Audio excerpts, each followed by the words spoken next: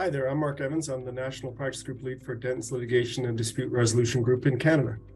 And I'm Mark Mahoney, a partner in our corporate M&A group based here in Toronto with a particular focus on cross-border M&A transactions. In our recent report titled The Shifting Tides of Cross-Border M&A, Dentons, together with research provider Merger Market, surveyed 150 senior executives involved in cross-border and global M&A transactions to see how these executives view the market. As capital and M&A markets have increasingly transitioned to download risk over the course of 2022, it is only natural that acquirers have doubled down on protective measures that mitigate against certain unwanted outcomes.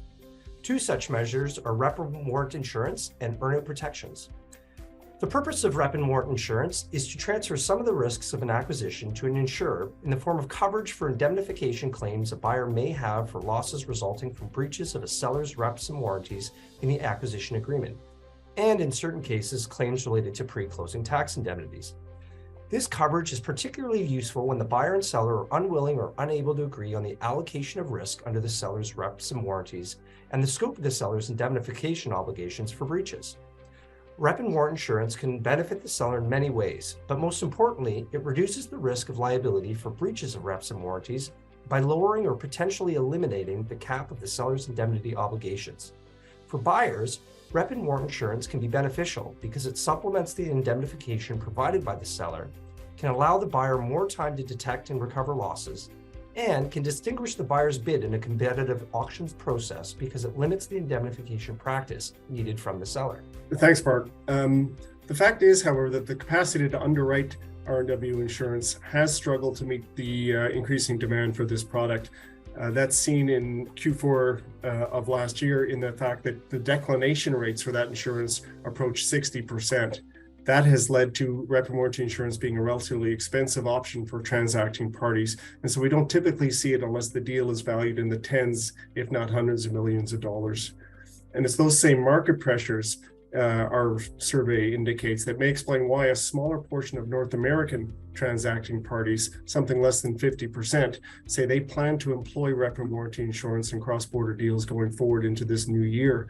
Compare that to the expected usage in markets outside of North America, where 63% of our respondents indicated they intend to use that tool to minimize risk in transactions going forward.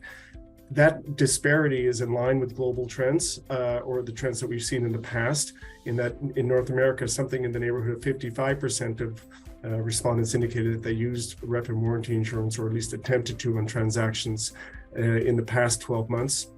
Whereas outside of North America, that number was again north of 60%. From a litigation perspective, for those interested in managing reputational risk around transactions, or indeed ensuring that there are timely resolution of any disputes that fall out of those transactions, the reality is that rep and warranty insurance disputes tend to be resolved either through mediation or confidential private arbitration, facilitating both of those objectives. The perhaps downside from a litigation perspective is that there's not a lot of publicly available case law interpreting those provisions for the benefit of the marketplace. With respect to earnout protections, which Mark mentioned, our research indicates that there was an anomalous, perhaps, blip in the past year, but it does still remain a commonly used tool by those looking to minimize risk in transactions. For those who may not be familiar with the term, an earnout is typically structured as one or more contingent payments payable after the close of a transaction upon the reaching of certain pre-agreed milestones within a specified period of time. And if those targets are not met, then of course the purchaser is required to pay a lower amount in respect of the agreed upon purchase price.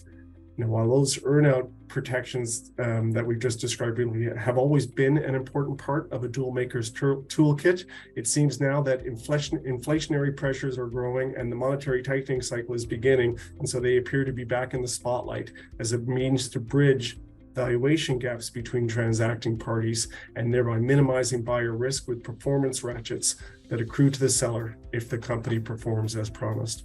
Thanks, Mark. So our report indicates that most respondents, approximately 63% in the US, in Canada, and 55% elsewhere in the world, employed earnouts or similar deferred compensation mechanisms in their most recent cross-border transactions. This approach is expected to remain popular over the next 12 months, with 60% of respondents inside and outside North America saying they will employ earnouts or similar mechanisms over the next 12 months in their own cross-border deals. So to learn more about protective measures that can mitigate on unwanted deal outcomes and what to do when disputes arise, click below to read our report and contact a member of our litigation team to discuss how we can help to protect your interests. Thank you.